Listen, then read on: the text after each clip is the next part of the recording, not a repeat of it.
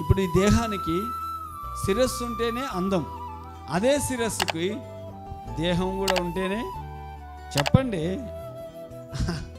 అర్థమైందా, సంపూర్ణమవుతుంది. అంటే స్త్రీ లేకుండా పురుషుడు, పురుషుడు లేకుండా స్త్రీ లేడు.